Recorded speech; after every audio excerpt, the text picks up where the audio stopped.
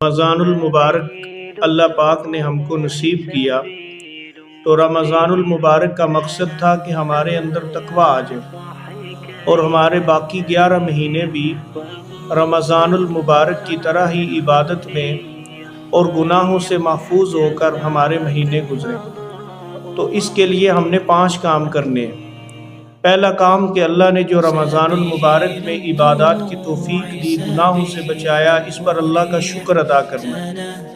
Number 2، رمضان المبارک کی عبادات پر جو توفیق ملی اس کی قبولیت کی دعا کرنی ہے کہ اللہ ہمارے اعمال کو قبول فرمائے۔ نمبر 3 کہ ہم نے اپنا محاسبہ بھی کرنا ہے کہ ہمارے اندر کیا کمی کوتاہی رہ گئی ہے، اور جو عبادات کے اندر کمی ہو گئی، جو گناہوں سے ہم نہیں بچ سکے، تو وہ اپنی کمی کو اپنے سامنے رکھ کر اس کو پورا کرنے کی کوشش کرنی ہے۔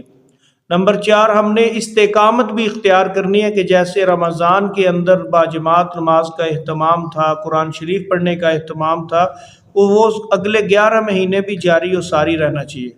اور نمبر 5 کہ ہم نے اپنے رمضان کی عبادات کو، نیکیوں کو بچانا بھی ہے، ان کی حفاظت بھی کرنی ہے۔